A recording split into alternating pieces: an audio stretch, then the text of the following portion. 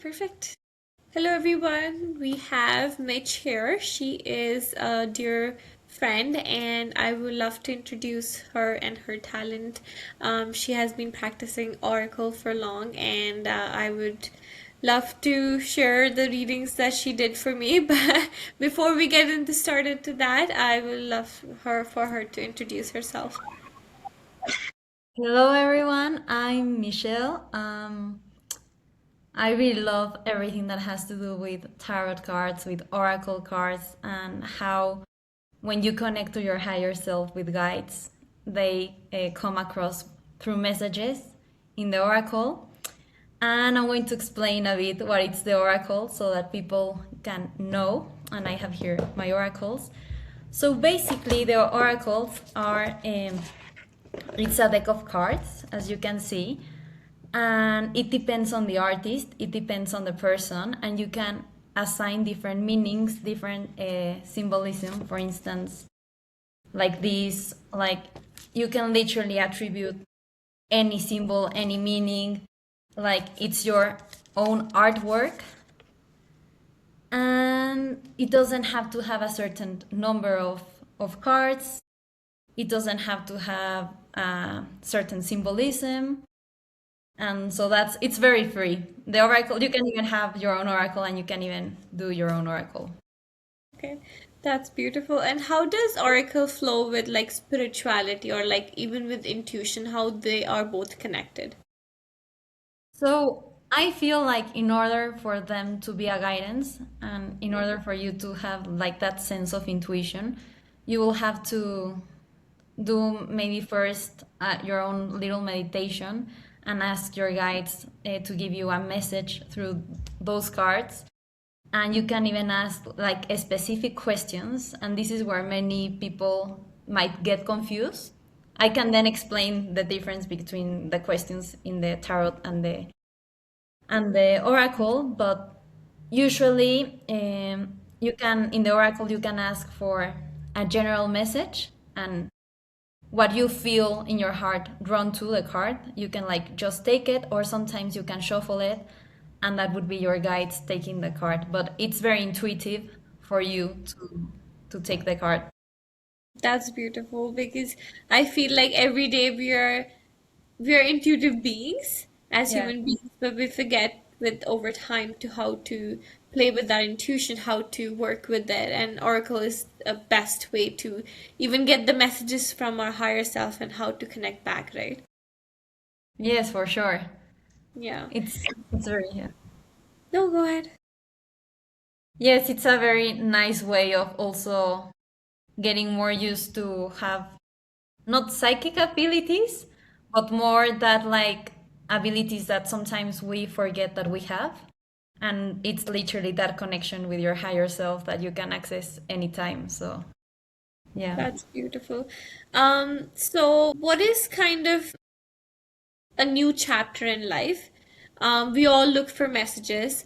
In the oracle, what is a new chapter of life? What cards represent starting or a beginning of a new chapter in life? So, with the oracle, it's it's hard to say because that depends literally on the oracle and the artist and the meanings that they attribute.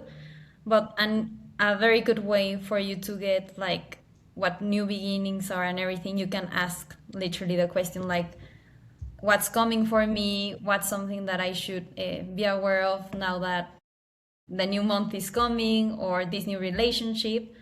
But for instance, with the tarot, there are specifics such as the Fool and the World that literally means new chapters, like going forward, something ending, something new beginning. So I would say those two.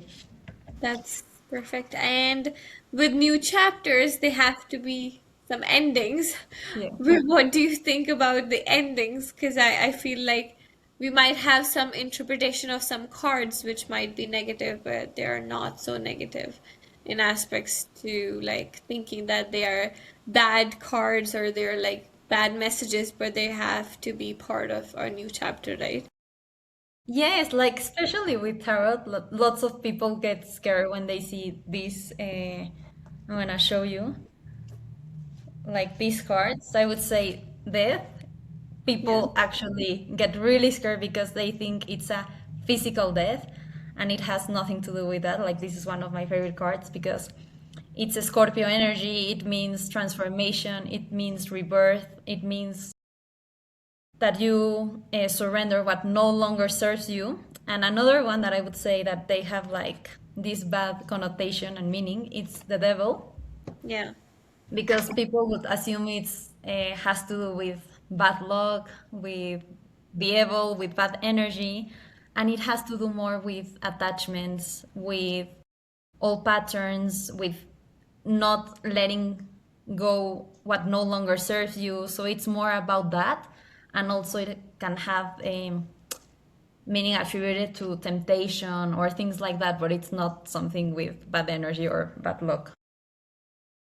Thank you for explaining that. And with the devil, as you said, we have to expand our energy, but it's in the sense taken as a bad concept of thinking that something's bad going to happen, but something needs to change, right, in order to bring up the new things in life.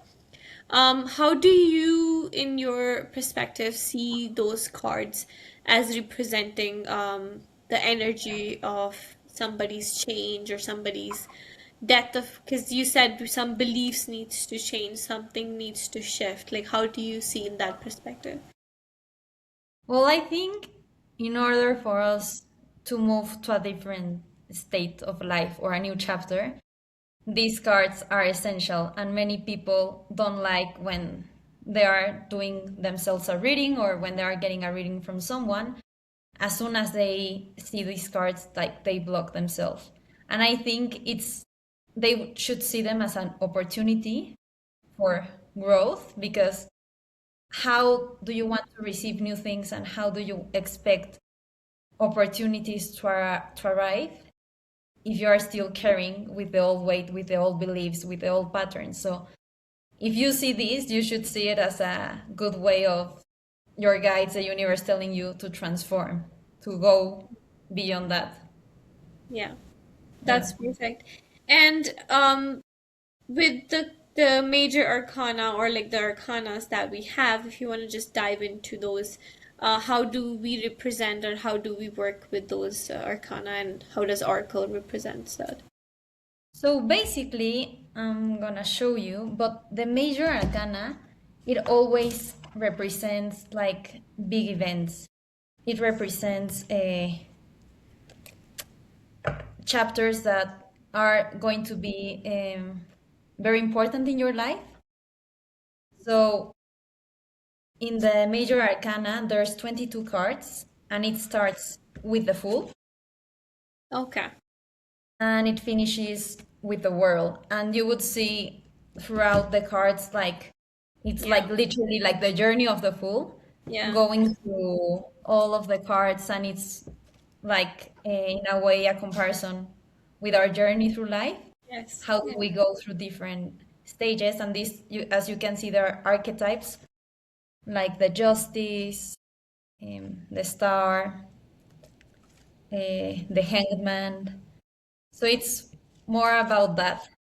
And then we have the Minor Arcana, which are more day to day things and things that you can relate. And in these ones, they go from 1 to 10, and they all begin with aces. And then you will see like the cards just, going like this, and they all have a different meaning. Yeah.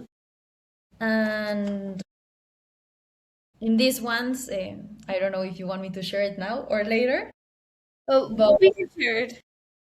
so there's like different types of, there's four elements in the minor arcana, which is which are the pentacles, is earth. It has to do with everything that it's physical, that everything that it's material, with everything that has to do with maybe health, with money, and they are also associated to certain signs such as Capricorn, Tauro.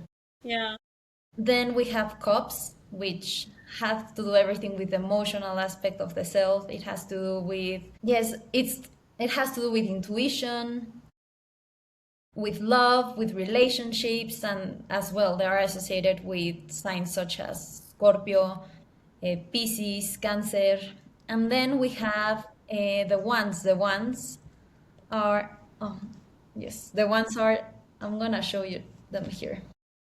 So these are the cups. Yeah. Then the ones talk about creativity, passion, movement, taking action. Then the swords are very much about the mental aspect, thoughts, sometimes conflict, everything that has to do with the mind. And yes, those are the elements. And obviously, well, in the minor arcana, we also have, I'm going to show you here. We have the court, which are the page of wands, which is about curiosity, starting, like new beginnings. Then we have the knight of wands, and the knights are always about movement, taking action, going for that goal. Then with the queens, it's more about wisdom, that emotional wisdom as well.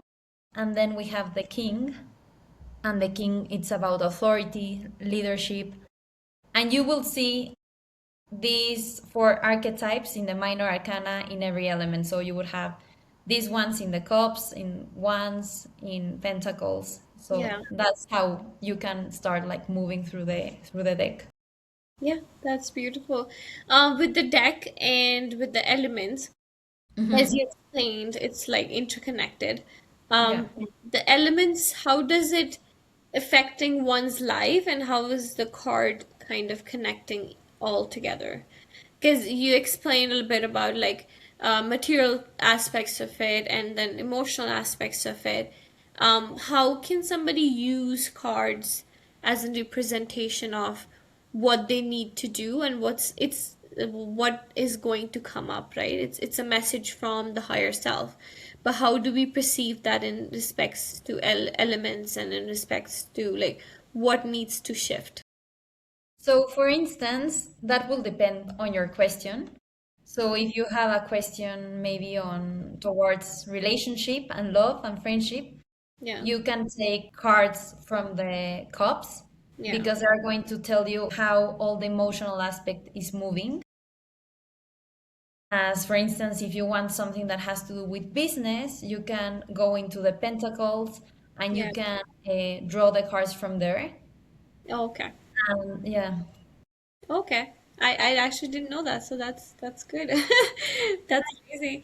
And in like how would you say like somebody's energy is affecting the cards that is coming? Because as we were chatting earlier, you mentioned that it's kind of your present energy, right? So that can change, but like how would somebody be able to shift their energy if they want to change something with the reading or like something with the what has come up and they have a heads up on like this is coming up and they want to be able to have that readiness to face that, right? Yes, so basically, I would say there's like two brands to the tarot, Yes. two branches. There's the evolutionary tarot, Yeah. which is the one that I work with, and there's like the predictive tarot. Yeah. And I wouldn't say that it's predictive in a way, but I'm going to explain why. So with the evolutionary tarot, what you see it's what it's unfolding on your reality. So with how with the choices that you are making, with the actions that you are taking, the cards that would come out is towards that, like the path that it's unfolding towards what you are thinking, what the choices that you're making. So it's like a representation of what's coming. But obviously, at the end, you have free will. So if you want to change that, like at the end, the tarot is a mirror. Yeah. So it's a Yes. mirror of what is happening in your life, and it's up to you if you want that to keep unfolding, or it's up to you if you want to change that. So that's why I wouldn't say it's predictive because we all have free will, and it's up to us to see what we want in our lives. Thank you for explaining that because I think most of the times we see tarot or like the cards or anything that we see prediction as like this is the end, but it is kind of reflection of what's going inside. So we have the free will, as you said, to change it to what we want, right? We just have to see the internal state, what we need to change, and that reflection is important. Um, if you want to share, what is your favorite deck? Which is your favorite out of the deck that you have? Which one is my favorite deck? Yeah, So I have many, but I would say I usually use the rider. That it's there's these two tarots that are like the rider. It's the one that you see new designs, new yeah, things, and for instance, you can see these designs being more artistic in a way, yeah, and it has like I don't know. I think I always prefer the rider because yeah. like you can see messages in the drawings, and if you relate it to the artist, like you can just choose it by that. But I would say this one for me. Okay, perfect. And with your work with oracles and diving deep into your intuition, what do you think is your biggest like kind of a lesson, not like a lesson, but kind of a learning doing this work and like learning about so much of intuition, how it plays a role in our life? Like, what's your biggest thing that you have reflected? So what I would say is that it's very important not to just I forgot the word in English, but just to rely on the cards because many people, as soon as they are like reading and they say how accurate the messages are, they start doing readings every time, and instead of trusting their gut or their intuition, they rely on what the cards are. So you become in a way dependent on that. So what Yeah, I have learned is that you have to have a boundary between that, and yeah, you have to know when it's important for you to trust your intuition and when you want guidance and see like what it's unfolding, you know? yeah, yeah. That's actually true because, as you said, it is kind of very self-learning as well. You have to meditate on the cards. You have to do all the work to have that higher self talk back to you because it's not going to give you messages until you have that connection, right? Um, so about the cards coming back, what do you think is if you want to pull out the two cards for the audience or the viewers to see which one is going to be the message and people can choose and then we can let them know which one they chose and what the message was. It's a Yes. general message. Okay. So I'm going to put a card, the first card and the second one. Okay. Now I'm going to do the for the people that chose the first card, it's the Fool. The Fool, it's about going forward, not thinking about it so much. Just go the step ahead. You don't have to see the whole staircase for in order for you to move through. And this is about trusting your gut, doing what feels exciting for you. And yes, it's more about having faith and knowing that what it's going to unfold for you, it's going to be good. Yeah, that's true. Then for the people that chose the card number two, it's Death, which is about transformation. You have to ask yourself what beliefs no longer serve you. If you are being your most authentic self, if you are being true to yourself, if you are guiding your path according to what you want, this is the card that it's like be conscious of that. And yes, and I would also add that in order for new things to arrive, you have to let the old ones die. Yeah. So Yeah. that's the message. Yeah, that's true. And thank you for the messages. Do you feel that? the intuition work that you have done. You have you do readings like with so many people, like with your friends and family. What's the most exciting thing about that? I would say, I don't know, it's like very, I would say, magical and Yeah. mystic in a way. Like just be with your friends and taking the cards out and see what energy comes out. And I don't know, it's, I think many people are curious about it and also scared.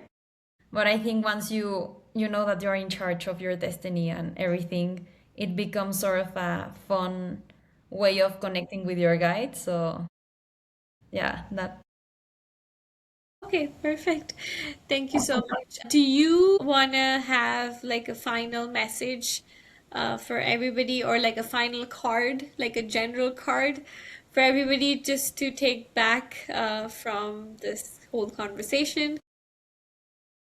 Yes, I think, I don't know, I think it would be nice for, like, if you are starting, that people maybe go through the oracle, because the oracle it's not as heavy in the sense of energy as a tarot, because obviously with the tarot there's 78 cards and there's a lot of symbolism and meaning.